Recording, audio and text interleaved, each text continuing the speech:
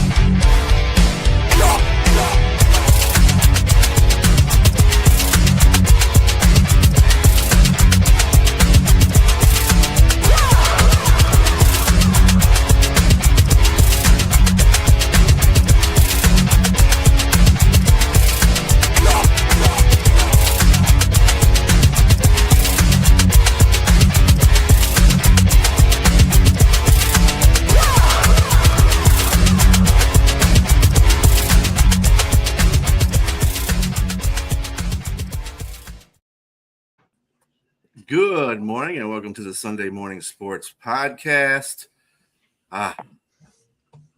It was an enjoyable pre-show, that's for sure. Thank you, Jack, for that laugh this morning. I don't know if I can recover from this. How's everybody doing this morning? Fabulous. Awesome. Excellent. All right. You know, Jack went to a fight last night. How was that? How was that experience for you? Alexander Dias at the Barclays Center, sold out arena. And if the people wonder what you're laughing about, I mean, James started it off by insulting me and asking me, did I pay for my ticket? I wouldn't pay for my ticket, you know? I mean, and there, obviously I got in for free as part of the media, but James meant well. No big deal on that. But as I'm getting on the belt, putting my stuff on that belt, your belongings that go through that they use at airports or whatever you call it, help me out, guys, with it, whatever they call it. Conveyor. I looked astonished. He said, "Are you media?" I said to him, "Don't." I said, "Yeah, I mean, I don't look like it." And he shakes his head, "No." And the guy was so nerdish looking himself. I wanted to make a remark, but I held it in because that's, you know, how trouble kind of begins. Jack's not one of us peons, you know. Right. Yeah, I mean, you know, big event at the Barclays. And then, by the way, for those of you who are basketball fans, you see me with the Brooklyn Nets shirt, and I am a Nets fan. But around Madison Square Garden, we were joking too. I mean, around the Barclays Center where the Nets play, you could be walking around with your Brooklyn Net gear on. And if there are Knicks fans around, you know, you better be a little careful because it's as if it's their territory. They've taken over the whole city, per se. Now it's they again. It was us for about a month. Right? Yeah, it's like a war. I mean, Knicks fans are going to want part of the Barclays Center soon. Maybe I'll let them play 10, 20 games there, whatever. Jack, you sound like an old Mel Gibson movie. What is it? The Year of Living Dangerously. I didn't see that movie, though. Oh, it's a great movie. You definitely walk on the wild side, sir. But it was about to fight. Great fight yesterday.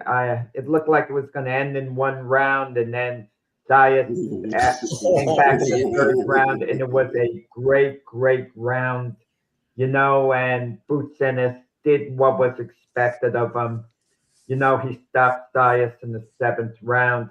He's a really big time player. You know, it's a shame that Boots didn't come along maybe 2-3 years earlier like this. It would have set up a mega fight against Terrence Crawford. You know, really a mega fight. And Boots is going to establish himself over the next, you know, few years as the big name in boxing, you know, arguably as an all-time great fighter. I think he's going to establish himself. He's going to have one big victory after the other. Mm-hmm. Yeah. Another way you and Frank talk about him a lot on your boxing show, Gloved Fist. You know, Boots is up there. He's getting up there. Well, he is up there, not getting up there. It's like saying the Knicks he's are up getting there. up there in the NBA standings. Come on, I mean. Yeah. You get lucky once in a while, but anyway. We're getting there. Anyway, we have the World Cup has gone on to the next round, by the way, just for everybody's knowledge here. United States has made it. The World Cup hopefuls have made it. Spain and France. Canada's in there. So we have a whole bunch of matchups going on. And let's give another shot. I can't give enough to Messi. And that dude, he scores again. Again. At least this time he had help with his teammates. They at least scored the other 2 goals. So I mean, at least this time he had help. He's not scoring other goals for him this time, but yeah, he's amazing. The dude is just going. I guess he would be. Do you think he's a GOAT of soccer? Is he a GOAT? Is he a GOAT? Is Pele the GOAT? Pele's a GOAT, but Messi's up there, in the top echelon, I would say.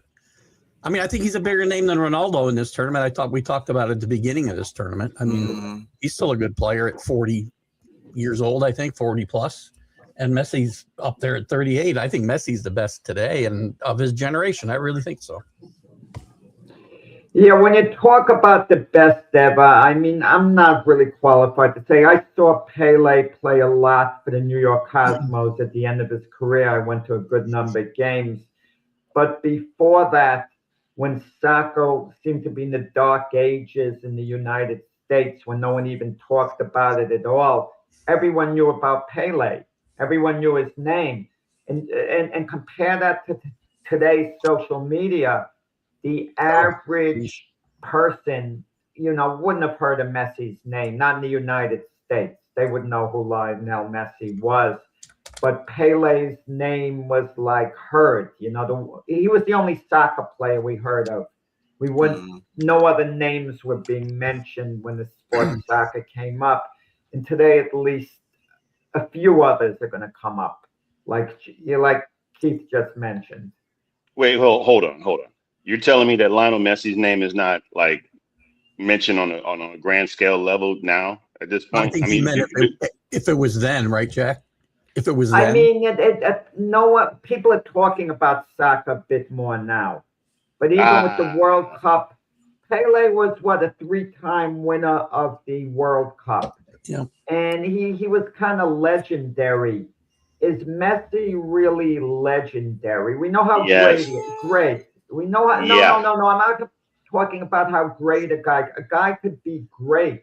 One guy could be better than another guy, but he might not be as legendary as that player. I don't know, Jack. I don't watch soccer at all, and Lionel Messi is embedded in my head, sir. I'm just saying, it's out there. I don't know. Pele, I'll be honest with you, until you guys mentioned his name, I had no idea who that was. I mean, not today. I've been hearing, looking up. Generations past. I mean, Joe Louis doesn't have as much an effect on you as he would have if you were 50 years older. You were born 50 years ago, 60, 70 years ago. Same thing is going to happen to the icons of today. There's going to get to the point where Michael Jordan, his stature is going to diminish with future generations. And it's going to happen even with Muhammad Ali.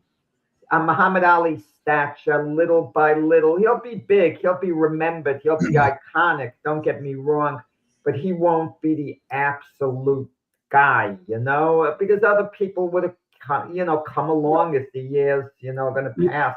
Recency bias, I think, is really driven by social media as well today, right? So it's easier to forget those guys from past years than it was in the past, I think. Well, David Beckham, we're talking about soccer. I mean, what's David Beckham's stature today compared to what it was, 20 years ago? He always felt to me like more of a media creation than actually a great soccer player like Messi or Pele. I don't think again, not being the biggest soccer fan, but knowing some of the history, it doesn't feel like he belongs on that stage. But I agree. I think Jack's point, and not to speak for him, but I think I agree with him. Pele is more legendary than Messi, but Messi's legendary, but less so, I think. Well, I saw something. Messi was playing for Miami. He went to the supermarket, and a few people noticed them, and they had their picture taken with them. Can you imagine? I sometimes think of this, guys. If you were Lionel Messi or LeBron James or whatever, and you just wanted to do some food shopping and go to the supermarket by yourself. I mean, these guys actually do that. Okay. I don't do that. Well, yeah. I mean, it kind of has, is it annoying, not annoying? You kind of want to have your peace. You want to be able to maybe go to the movies, just sit down in the McDonald's, for example, get something, but can you really do it in peace? Jack, you're an inadvertent genius. I mean, you should definitely make that as one of our debate questions, because there's some things that have come out. That I've seen some advertisements, or I'm not advertisements, but some actual clips of guys that have looked like they were shunning fans because they were trying to just do normal things with their families. Bo Jackson said a drunk guy came up to him when he was with his family sitting down trying to eat. He said the only time he ever had to grab a guy, he said he was sauced. And the situation, the guy came in and put a napkin down on the table and told him to sign it. It was rude. He was very rude. But put him in a headlock and when he was about to call Bo Jackson the a-hole, and he pushed him against the wall. And look, I mean, it's a great question. I mean, what do you do? I mean, in that situation, I mean, not in that situation, but in every situation, can you get a break at one point? And if you're trying to just get a break, do you look like an a-hole for not wanting to sign every single, look at Michael Jordan. He doesn't sign anything. I mean, he'll look at people and he's like, what's going on? What are we doing here? So, I mean, I don't know. Michael Jordan's actually a bit down to earth when you hear him talk or so on. He doesn't have a tremendous amount of ass about him. He goes into hiding a lot. That's a PR thing. But to your point, I had some friends, they were having dinner in Howard Beach, Queens. That's not that far from Kennedy Airport. Who should walk into the Italian restaurant, to get behind the counter and order? Kareem Abdul-Jabbar. And of course, he's very noticeable just on his height alone. And he didn't want to have any photos taken with people, but he was friendly, And you're right, James, what does someone think of you? You don't want to sign anything. You don't want this. You don't want that. You're tired of doing it after a while. And add to him, people don't realize this guy was extremely introverted. A lot of times you just, it could be anxiety, a lot of things. You don't want to be around a lot of people. You don't know who's coming at you. It's just so many different things. But this is the thing. These are the things that come with this territory. I mean, you can argue that, hey, you want the fame, you elected to choose this life. This is what comes with it. You have to deal with it. I mean, that's an argument, but at the same time, these guys are humans too. So I mean, I don't know. It's a fine line there. But that'd be a great debate question for sure. Yeah, the round of 32 is going to get started today with South Africa and Canada. It's the only game that's on today. But check that out if you dare. But America's not playing until July 1st. So go USA. And so that's the World Cup in a nutshell right now. Let's get on to Jaylen Brown is finding himself in a whole bunch of stuff now because first of all, Boston wants to trade him. We had this conversation yesterday, Jack, that, you were talking about the team not giving him or respecting Jaylen Brown for, putting him out there in trades and everything like that. And there was one thing that you said that was actually said by the owner of the team on Wednesday, as a matter of fact, and he actually said that he wants to keep Brown by any means necessary because he's a big part of the team. Now, I know. I was going to appear so. Right, yeah. One thing, and here's the other. But anyway, Jaylen Brown is taking exception to the fact that analytics body marks he took exception to Bobby Marks' comments about him not being like the seventh best player on a team. The seventh best player on a team. Well, I didn't hear that. Wait, what was that? Bobby Marks on Saturday suggested that there are mixed feelings about Brown in the league being a trade candidate. Okay. He said executives. There are executives in the league that thought he was no better than the seventh best player in the team. So he didn't say it himself. He was referring to other people. Right. He was referring to other people based on analytics. Right. And Jaylen Brown took exception to that because he says, look, analytics is taking over the NBA. Everything's going AI now. So he says the NBA is going to be the new AI NBA, whatever the case that may be. But yeah, he wasn't too happy about that, and I'm sure he's kind of venting his frustrations off on some other, just because of the whole thing that's going on with him. I don't know. It's just stupid to rely on analytics and say Jaylen Brown. You can think whatever you want about Jaylen Brown. He's better than the seventh best player on a team, any team. I don't care what team you want to mention. I don't think he meant the team. He didn't mean the Celtics. He said that's stupid. Don't even talk about that, Keith. Anyone who throws out something that's stupid and ridiculous, they want you to bite on it. I agree. But the problem, Jack, the problem is that Jaylen Brown bid on it. Yeah, he did. Come on. That's the problem. He bid on it. Calm down, man. You know you better than that. Analytics is ridiculous. According to analytics, next thing we're going to hear about this conspiracy that the league wanted the Knicks to win the NBA title. It was orchestrated. Well, what are you talking about, Jack? It was. I know Keith didn't say, well, no, I was saying, where you going with that one? According to analytics, are we going to start responding to it? Come on. I mean, I get the fact that it was said, but I mean, as Jaylen Brown, as a young man, you come on, you're in the situation. I mean, he's probably in his feelings, and he's a little sensitive that he was potentially traded, and so now he's in the situation where I don't know who his agent is, but he needs to get him under grips and just tell him stay off social media for a little bit. How does the league view him though? Milwaukee said no. It appears Minnesota was offered something as well. They said no.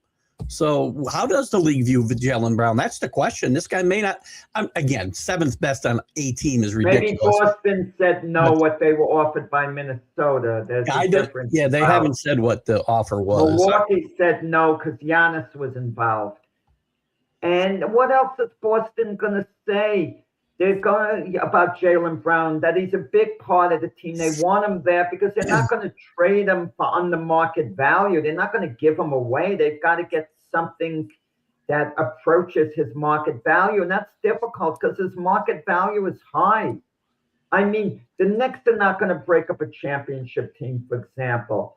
But if hypothetically, if the Knicks didn't win the NBA title, and Boston offered Jaylen Brown for a no-B, Knicks would make that deal in the snap of a finger.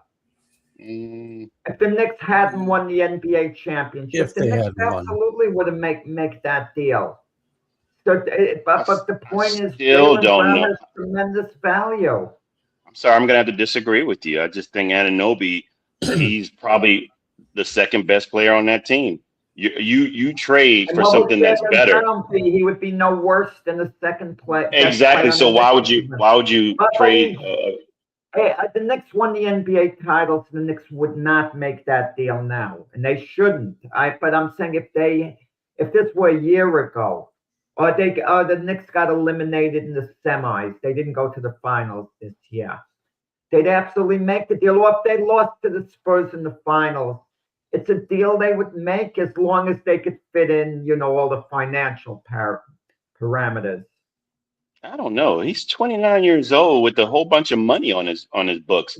I would rather pay a defensive player like Anunoby that can play, and he's bigger. I mean, I wouldn't even trade. I mean, he's a bigger player too, defensively. I mean, I don't know. I would. That's not a good trade to me, in my opinion. That would be a good trade, and he's cheap right now, Anunoby. You can figure out. No. I'm not talking with the financial parameters. I get that, and I agree. But if the money's not an issue, that's what I mean, like player for player. They would have. Jack's not wrong. They would have tried to make a move. I don't know whether Anunoby would have been part of it or not. We don't know that.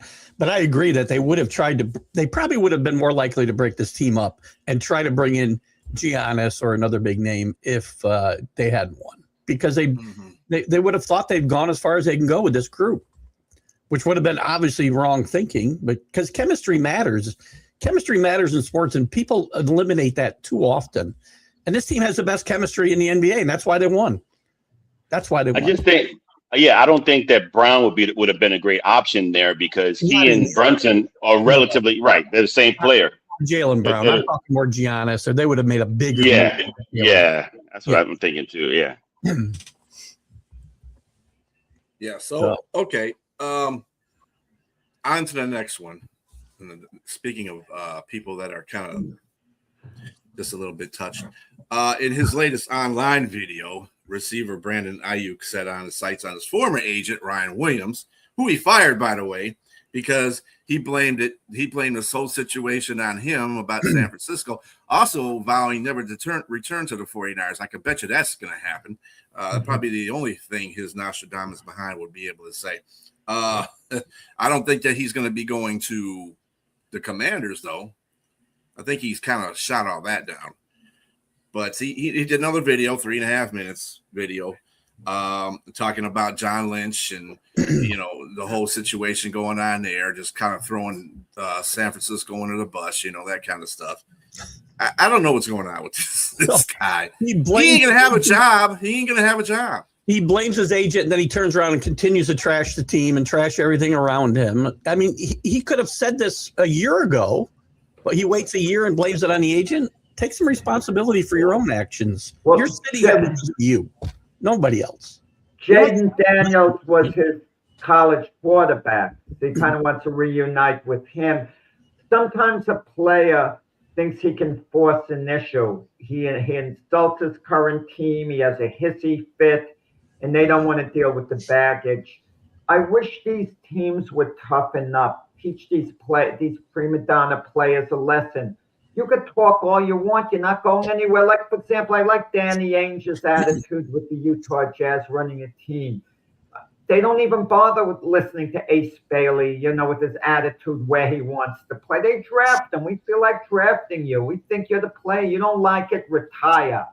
Don't show up, retire. So we lose out on that pick. And then the player has no choice. A player talks back to a coach. If an owner respects the coach enough, tell the coach, discipline this player, put him on the bench for a few games. I don't care who it is, okay? Let him sit at the end of the bench. Like, for example, if Luke Evans insulted J.J. Riddick, went a little too far, and I own the Lakers, I say sit Luka on the bench for 3 games. He doesn't play. Everyone sees him out there. And he wants to humiliate you. Rafael Devers the other day didn't want to come out, when they sent in the pinch run at first base. Sit him on the bench for like 3 games over there.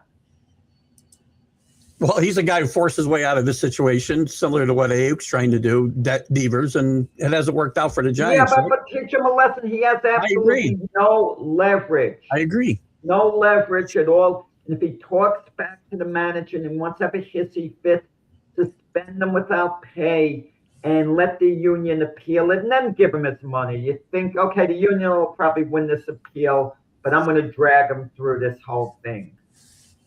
It's fair. I mean, on that note, what about Jaden Daniels too? I mean, how's he? How do you think he feels about this whole situation? Because now, you got Brandon Ayuk, who was, your teammate at one point, and you really you wanted him at first, but now he's starting to act, goofy. Well, they've been mum. Jaden Daniels been mum. The organization of Commanders have been mum. They haven't said anything. And that's very smart on Jalen Daniels' part. Be quiet. Don't even get involved in this mess. I agree, Dan. You only come out looking bad. So, Brandon Ayuk, obviously, we've seen kind of this situation before with players. I mean, Terrell Owens with the Eagles, in the driveway doing the sit-ups, because you're not getting your way. It's a lot of things that have happened with players. That's So James's Hall of Famer. That's James's slam dunk first ballot Hall of and Famer. he was. He still is. And we're going to still argue that. A guy who breaks up morale on a team. And James is going to talk about other players' leadership within the locker room. And he still should have been a slam dunk Hall of Famer. I mean, again, we could talk LT all day. I mean, not LaDainian. We're talking about Lawrence Taylor and all the players. But the players didn't have any problem with LT. I don't know about the other situation, but LT, I don't think that's the same. He wasn't a great guy, but his teammates loved him. His coaches. LT was a lot of players love Terrell Owens too. It was a lot of players love Terrell Owens too. I'm just telling you, there's a lot of guys that loved him too. I'm just saying. And how many teams did he did? He did, but at the same time, he still helped those teams. Again, this is the guy that broke his leg, came back. Wasn't the guy throwing up in the Super Bowl? Went and caught 9 passes, 122 yards. I mean, it's just saying. Come on, he rushed back to play. The guy who threw up had to throw him the ball. Yes, exactly. But the guy had to catch it too, though. A guy again, like I said, came back, and I'm still a McNabb fan too. You used the quote from Terrell Owens. If you had to compile a list of the worst teammates of all time, he would be on that list. That's your opinion. That's your opinion. I have to give you that. I can't speak on that because I wasn't in the locker room. I wasn't there with these guys. So I would have, and a lot of guys have come up and defended T.O. So I can't say that. I just can't say that. But my point in saying this, bringing up, defended him. I haven't seen that. Yes, you the same guy told me you people didn't compare Anthony Edwards to Michael Jordan. You said that same thing, and it actually happened in the media. The league was no. You got it wrong. The league was hoping Anthony Edwards could be the next Michael Jordan. The NBA to set all that up. Other people have said it in the media. I'm just telling you. I'm just telling you, these are facts. I can pull up receipts, as these young people say. 1 + 1 = 2. That's a fact. The rest, we're talking about opinions. No, I'm telling you, it's a fact that people have said this. I'm just telling you there are facts out there. I'm not saying that there aren't opinions. I'm just telling you it's a fact that people have said the comparisons there. That's a fact that people have said this. I'm not saying that what they're saying is a fact. Those are opinions, but I'm saying people have compared them to Michael Jordan. And the game's a fix. That's a fact because people have been talking about it. Come on, there's a difference between fact and opinion. Oh my God. What? Okay, so this is all I'm saying is Brandon Ayuk. We went off into a whole different tangent here. When I brought up T.O., all I was bringing up with T.O. is that he created distractions. That's all I was bringing about T.O. And he was in his driveway doing sit-ups. That's all I was saying. So yes, and he was problematic. So this is problematic for them, for the 49ers. But I think that he's just trying to force his way out of this team. He doesn't want to play for them for whatever reason. I agree with you guys in regards to the 49ers should make him just do what what they're supposed to, and honor your contract, and you won't pay him. I mean, you just fine him or whatever it is you need to do. 100%. But he's not this is not a good situation for them nor the 49ers. I don't know what all the situation is. Keith could tell you even the situation. I want to get Keith in there is George Pickens, how the Cowboys are handling it, franchise tagging him. They called his bluff. If Pickens decides he's going to hold out, not play this, that, his market value is going to go down long term. The Cowboys have all the leverage. They know it. They franchise tagged him. They're not rewarding him with a long-term deal. Somebody will, though, unfortunately. I mean, or fortunately for him. But yes, but Jack's right too. He has hurt his own marketability, right? He will get less money because of the way, again, the people perceive him. I don't think it's fair to compare T.O. to Ayuk, by the way. I think Ayuk is a worse person, if you want to go use that terminology, than T.O. He's hurt his team worse than T.O. At least T.O. is a great receiver, though. Ayuk is a very good receiver. So is T.O. I agree with James. T.O.'s great. He's a great receiver. I'm not getting around that. Hall of Fame talent. He's absolutely right. Right. And again, I wouldn't compare him to his situation to LT's situation, but there are other guys that I might. And T.O.'s a better player than Ayuk in my mind. T.O. in his prime, you could argue if he was playing today, would be the best receiver. You could perhaps argue that. But Ayuk isn't as good as Justin Jefferson and Jamar Chase. He's not. Not even close. Exactly. I don't know. I would say that talent-wise, he had 1 or 2 years in the beginning. He was still in the beginning. He got hurt. So it's the jury's still out to say what he is, but not, he's wasting. But this isn't helping his case. What he's doing right now isn't helping his case to be that one of those. He does great not receivers. have enough resume to sit here and do the things that he's doing right now. And it's not happening. It's not harming San Francisco because they're doing well just without him. So he's really in a bad situation because if you're going to sit here and talk about that team, they might just let you go. I just don't want San Francisco just let him go and let him figure it out because you're sitting here, you're bantering with him about a contract. He ain't going to come back and play that. He doesn't want to. It's already set that he don't want to play for you. I wouldn't want him either. So right. And so just let him go. Let him do his thing. Yeah, to reward him, Brian. That's right. Let him have his childish tantrum and let him get his who's going to sign him, Jack? Who's going to sign him? Maybe the Commanders would. The Commanders ain't going to sign him after the stuff he's done right now. No. I don't know about that. I agree with Jack. I think maybe they will. If Jaden Daniels advocates very strongly for him, the Commanders are building their team around Jaden Daniels. They would accommodate Jaden Daniels if they could. Somebody will. So B, come on. All the things that Rashee Rice is doing off the field and he's still playing football, I'm just saying talent trumps everything. Like even George Kittle said he saw this guy. You're saying if they let him go, he's going to sign somewhere. I'm just telling you. If they let him go, he's going to sign somewhere. Always one dumb owner. Or two. He might sign somewhere eventually. I just don't think it's going to be immediate. No, like he's saying it's going to be. If he proves himself to still, like George Kittle said, he's running 22 miles an hour. Yeah, he's going somewhere. Yeah, he's talented. I mean, they rather feel what the risks are. Miles an hour. Yeah. No one can run 22 miles an hour. Jack, where are you at? I'm sorry. Well, I'm sorry, Jack. Let's not go back to the decade of Jesse. Wait. A 15. Wait. If you're running a 4-minute mile, that's 15 miles per hour. No, you have got Jack. You never see when they show these guys when they're running on the field, they clock them at how many miles an hour they're clocking. Some of these guys are like at 20, 21 miles an hour. Well, he was seconds. Okay. A cheater runs 60 miles an hour for a few seconds, but it still does it. I mean, just saying it happens, Jack. Steve Austin ran 60 miles an hour. I mean, that's why James is a big believer in the combine. He bases his predictions on that. This guy.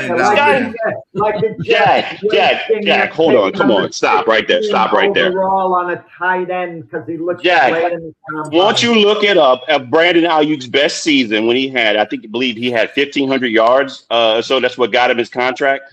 So, I mean, I don't know, Jack. I mean, come on. I mean, he's talented. As crazy as he may seem, or whatever the case may be going, I mean, he's driving fast across in front of the stadium, doing dumb things. He's still talented. That's what the NFL is about. They know these guys are not always together wherever, with all kind of stuff going on, but they still got to play. And they still want footballs. So don't let the air out of footballs. They won't let you play.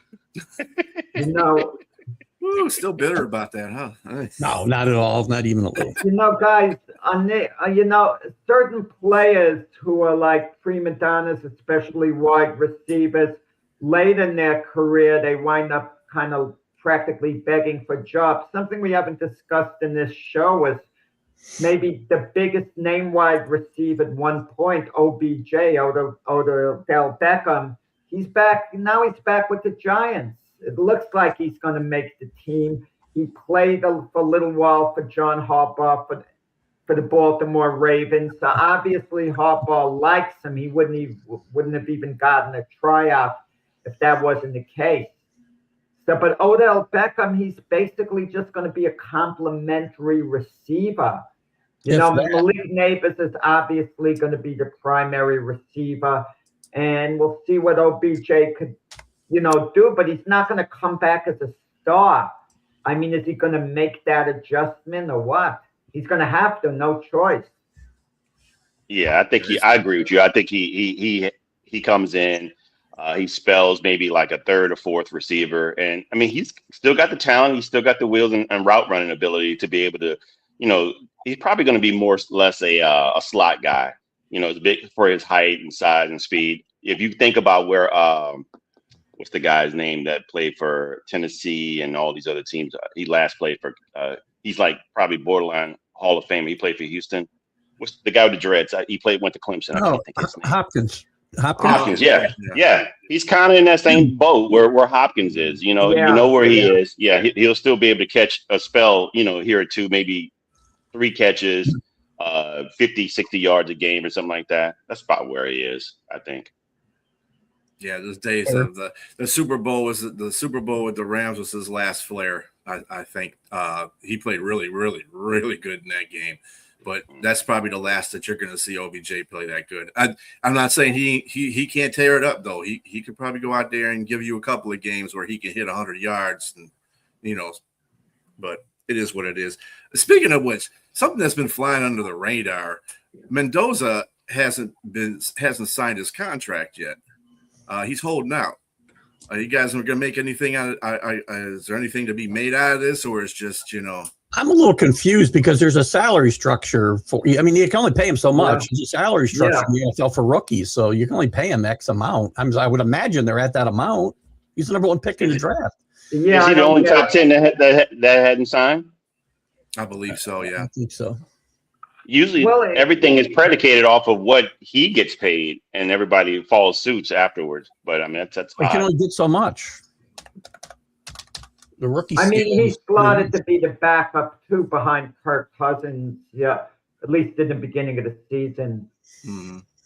I can't imagine Mendoza riding the bench the whole year. You drafted him number 1 overall to be a quarterback of the future. If Cousins should have a good year, how do you come back to Cousins next year and keep Mendoza on the bench? It just wouldn't make sense.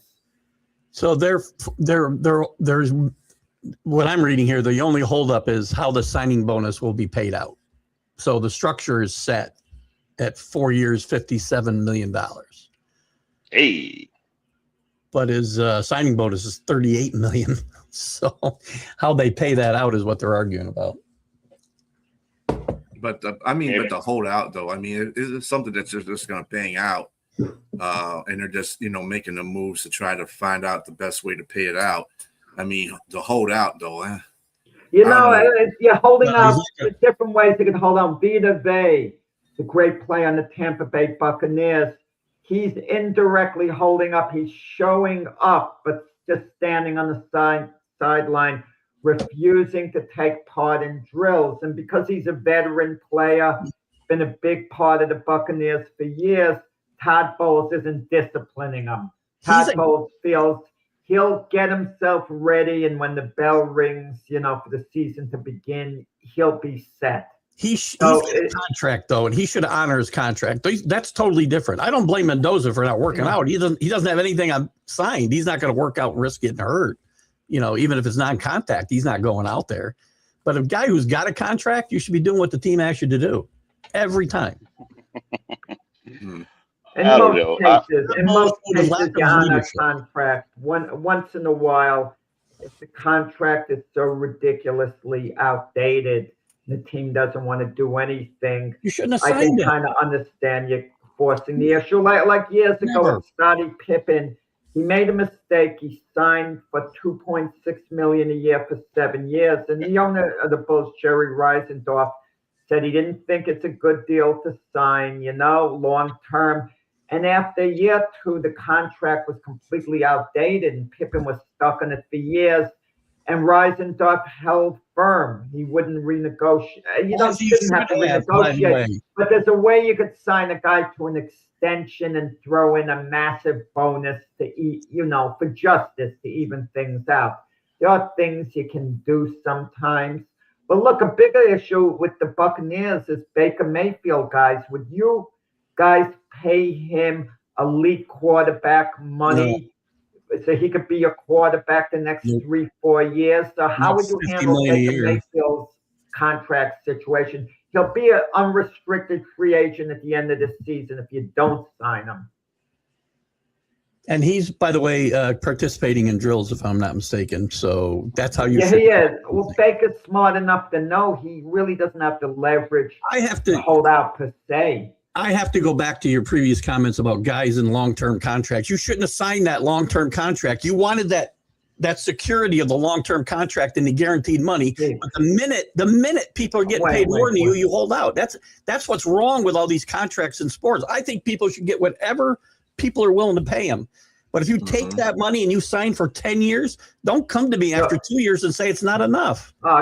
Chief, if you sign a 6-year deal to work on this network for $100,000 a year, and then you hear that James just signed a 6-year deal for over $1 million a year, you're not going to just say, well, we're going to tell you honor your contract, Keith, and you're going to be quiet and just show up to work each day. You wouldn't. You know what the landscape is. Don't sign that long-term deal. Sign for a year. At the time, it's different. They're telling you the money's not there. What about when I get hurt? So what about when somebody gets hurt, right? Should they give the money back because they can't play? No, I agree. For the most part, I do agree with you. I do agree with you for the most part. But occasionally there's an extenuating circumstance. Occasionally, that's what I'm talking about. And I also didn't know that kind of money was available here. Or I'd signed a long-term contract a long time ago. Well, I was advising James. You know, give you the horns. We've been keeping it a secret. Look. I want to go back. I agree with my luxurious background. That's what it is. Right, exactly. I agree with Keith in this instance, but you guys earlier talked about George Pickens and signing that franchise tag. If he sits out, I have no problem with him sitting out. There's no way I'm your best receiver, and you pay. I mean, this is what you want to. You want to take advantage of this? Come on. I was the best receiver on the field the whole time when one of you guys was hurt. And this is how you reward me. Either do that or let me go. I mean, I get it. This is the NFL. That's the rule. You can franchise tag a guy. But if I'm just going to disrupt it a little bit. Pickens, wait, you would support a George Pickens holdout? Never. Yes, I would. Definitely. That is absurd. Pickens has a terrible reputation. That's why Pittsburgh moved on from him. Awful. He has one big year, and you want them to risk a multi-year deal on a guy like him at this point? Let him put together another big year, and they could franchise him a second year. You know how risky that is? Pickens, you know how risky it is for Pickens? If Pickens doesn't perform like one of the best receivers in the NFL, he's not going to get his money anyway. He did perform like one of the best receivers in the NFL, Jack. I'm not rewarding him based on 1 year. The guy who has a history of being a prima donna like that. Why don't we give Stephon Diggs a massive deal while we're at it? Okay, my question is, who was throwing him the ball when he was in Pittsburgh? It wasn't Big Ben. It was Keith Sweat. Nobody. But what's the point? They got rid of him. Mike Tomlin couldn't deal with him anymore. They got rid of him for only a 3rd-round draft choice. So and it was a great deal for Dallas. Wait. A guy who's no more valuable than a 3rd-round draft choice, you want to pay him like one of the top receivers in the NFL. That's what he was, a 3rd-round draft choice is all Dallas had to give to get him. That's how bad his reputation was. Russell Wilson was a 3rd-round draft choice, and he got paid like he wasn't. I'm just saying, my point Russell Wilson was a 2nd-round draft choice. He was a 3rd, sir. Look it up. I know this. Okay, maybe you're right on that. I'll give you that. Okay. But he was a 3rd-round draft choice. Did he sign? Dallas, look.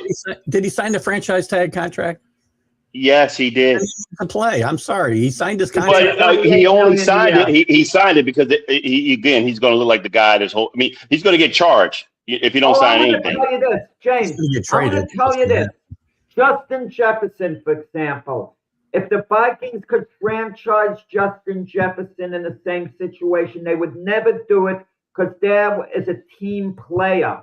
They are going to work out a multi-year deal with him because he's not a troublemaker. And Pickens, by the way, there was one game last year, it was questioned whether he was putting out all out. And believe me, the Dallas Cowboys hierarchy probably studied that game film pretty carefully and saw, he probably did let up on a couple of plays because he was ticked off. Jack, is Jack okay? Oh, Jack, all these wide receivers are divas. So you just named Justin Jefferson. He called out his quarterback that played bad, and he called him out bad in the media. We're talking about in the offseason, he made a remark finally. It was brutal what was going on with the quarterback position. You just proved my point. It was brutal. I mean, it was not good. I mean, I get it. I mean, but still, he said something. My point is, Justin Jefferson, before this quarterback came, had a good quarterback. So you didn't really see you didn't see the bad side of him. He didn't have to have that because he had great seasons with a good quarterback in Kirk Cousins. Kirk Cousins was a very good quarterback there. This guy, I don't agree with his antics. We're talking about George Pickens in Pittsburgh, but again, he didn't have anybody throwing him to him either. So I'm just saying, but he got to Dallas, got a competent quarterback. He got a competent quarterback, and you saw the talent there. You saw the talent. So James, my point is, $28 million. Well, guys, he's getting $28 million a year. That's not low-level money. Okay, it's not the 38, 40 million, but that's good money still. If he has a good year, they can franchise him again. Show your work. If he's put together a couple of top seasons, and even if he's going a year at a time, the money is going to be there. Unless he gets hurt, and then the team assumes the risk. You want the team to assume all the risk. His agent is Drew Rosenhaus. I'm pretty sure he's instructing him what to do. You got a back injury or something like that? Fine, just sit out. He's going to sit out. I'm just telling you what's going to happen. Will just go down. It's not going to drop. It's not going to drop. It's not going to drop. That's just not how that works. If they trade him, some team that wants that talent that put up 1,400 yards and double-digit TD. I'm telling you, if he don't play, they're either going to pay him or trade him. They're going to do one of the two. There's Raider rumors right now. Raider rumors right now with Pickens. Is it really? Yeah. Yahoo Sports, I think, was reporting that there was a potential deal on the table that would involve Crosby, Pickens, and draft picks back and forth. Okay, but that's a deal that can help both teams conceivably. Yeah, exactly. Yeah, I'm good with that. No, I'm good with that. The Dallas shores up their defense. If Crosby is healthy, Dallas gets the better that deal. And that's what we're talking about. Dallas' defense. Their defense is pretty good right now. Pickens to the Raiders. On paper. Yeah, I mean, no, there'll be a great influence on Mendoza. I'm sure at some point. I just want to point out a couple of things to you too, Jack. Players in this day and age do get paid after they have a really good season. Case in point, JSN, highest paid receiver. He had a great season last season. He was offensive player of the year, wasn't he? So I mean, and he's only been in the league 2 years. So, and his first year was okay, was pretty good, but his second year he exploded, and they paid him for that. But has there been any issues with him? Difficult to get along with? It's easy to get along when everything's going great. I'm just saying, when things are not great, all that stuff becomes exponentially exposed. So it's $28 million a year, guys. He's not getting $10 million, $28 million. It's somewhat under market value, but not greatly right now. Let him put together a big season for Dallas. Let Dallas get at least to the playoffs, and then we see that Dallas could franchise them next year. They'll have to give him a few million more under the rules of the franchise tagging a second time and take it from there. Well, I mean, Look at free agency. It's an open market system. James brought up a good point, though, about when we were talking about Brandon Ayuk. The dude can act crazy all he wants. As long as he's out there murdering people, running people over, or holding people, or kidnapping people, he's going to be fine. And somebody's going to sign him. Because the character issue doesn't make a difference. It's at the end of the day, these teams are looking who's going to make the plays on their team. Okay, listen, James and myself disagree, which is fine. You know, that's cool. But Brian, you and Keith are being on the fence. At least James, I give him this. He comes out. You always know where he stands on the issue. He needs to. As ridiculous as it might be at times, at least with James, you know what you got. But you, Brian, and Keith like to play at both ends. I do not ride the fence. I am very strong in my opinions, and I said very clearly. Well, I don't even know where you stand. I don't even think James knows where you stand on this. Long enough for me to tell you where I stand. I'm sorry, Jack. I said several times, if he signed the franchise tag contract, he needs to honor it and go to play. Don't sit out. Honor your contract. When you sign him, but no, James is saying straight up, I would sign him to a multi-year deal. You're the guy who's wishy-washy, by the way. You say this doesn't need to honor this contract. I mean, come on. If James feels it's unfair to Pickens this franchise tag, you're not saying whether it's unfair. What would you do if you were Dallas? It's the rules. I would do it 100% what they did. Franchise him and see that this he can do this another year. You disagree with James. What about you, Brian? I think they should honor the contract. Whatever is put in place for Pickens to do, they should honor the Brian's contract. the only one on the fence now. However, this first of all, as much as everything is the same, it's different. Everybody's player situation is different. Like for instance, Jameson Williams from Detroit, he had a bad start coming out the gates. He was injured for a year, then he had a gambling issue that was going on. He was out for eight games for that. He had growing up to do. But you know what? The Lions stuck with him and they paid him. And you know what that dude's been doing since they paid him?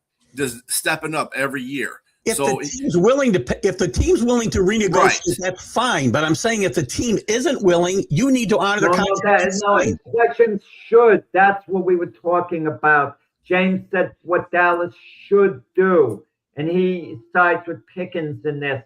Brian, you didn't answer the question. Franchise. Let's get it direct. Forget the Detroit Lions, whose window seems to be closing rapidly here. How to get that in? Trying to keep it open. My goodness. Well, at least our windows are closed, and the Jets have never opened. But anyway, Jets' window's been nailed shut. Nailed shut for quite a while. I'm trying to throw my team under the bus. What the hell? What do you want to know, Jack? What do you want to know? George Pickens. Do you agree with George? Do you agree with George Pickens of Dallas? If you were the Dallas Cowboy ownership, would you have given Pickens the multi-year deal, or would you have franchise tagged them the way they did? What would you have done? I would have franchise tagged them. James would have given them a multi-year deal. Keith would have franchise tagged them. What would you have done? I would have franchise tagged him too, because the fact that you want to see him put together 2 good years. Okay, and then you can pay him that multi-year. But under the condition that if he does, you're putting words in my mouth, Jack.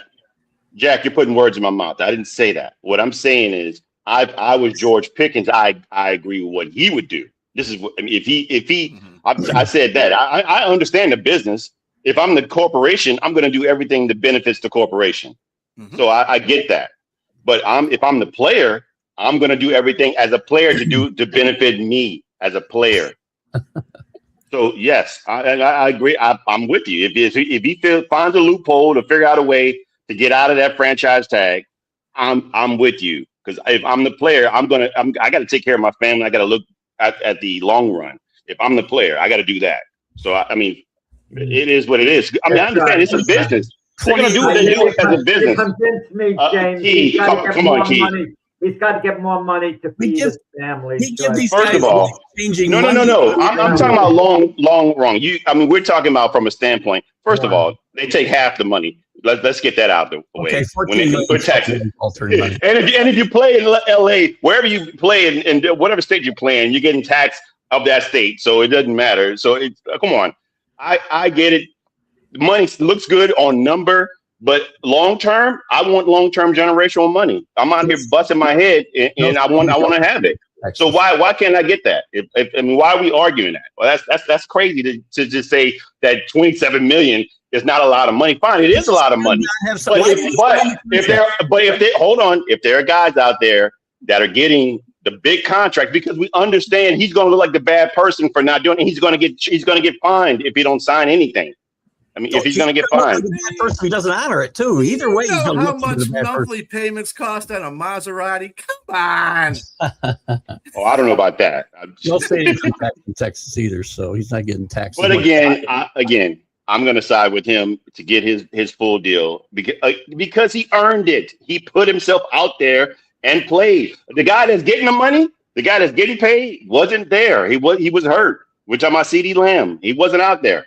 So the guy that was getting double teams and still putting the numbers on the field was the guy that should get paid like it. That's all I'm saying. That's it. Stat wise, yeah. Wow. All right. Awkward silence now. Crickets. I can hear them. So did all the answers satisfy you, Jack? Did everybody's answers I satisfy? don't know. The last remark, I don't want to belabor the point. We don't have much time left, but Lamb isn't getting double the money. Maybe I heard you wrong. I mean, Lamb has a big contract. He has a exponential contract. Lamb's getting somewhere in the vicinity of $40 million. 28 times 2 is 56. So I don't think 40 comes close to doubling it. Forgive me for not knowing my math there. Yes, the 1 + 1. Sorry. But I mean, you're just picking there, sir. I'm just telling you. New math. But I'm George Pickens. You're picking in the wrong area. Let me see. Yeah, that's just gonna happen, Danny. That's just come on, right? Exactly. Yes. All it is. Hey, just before we go, I just want to let you know, hey, Wimbledon's getting ready to start, and not my favorite one is playing back in the court. Serena Williams. Yeah, she just got done doing doubles. She looked a little rusty, but she is going to be playing doubles also in Wimbledon with her sister, so that ought to be interesting. But she's back in there. So see what she's in singles too, right? She's in singles as well, right? Too. Yep, singles and doubles. Yep, doubles with her sister. I wish her well. I don't see the success in that. She has no chance in the singles, I don't think. But I think they have a chance to compete in the doubles. Yeah, right. They're really good at doubles. I think they're going for their 7th win. I think in doubles or 8th, maybe. I think it is. So congratulations to her. I hope she does well. Well wishes to them. And by the way, up next, stay tuned for Keith Ingles' Stream of Consciousness. That's coming right up next. And other than that, everybody have yourself a great day. And we'll see you next week at 8 a.m. And this will be after the 4th of July, I believe, right? Yeah, that'll be the 5th. So if you just pay attention to this show, have a happy 4th of July. Anyway, everybody have a great rest of your Sunday. We out. See you guys.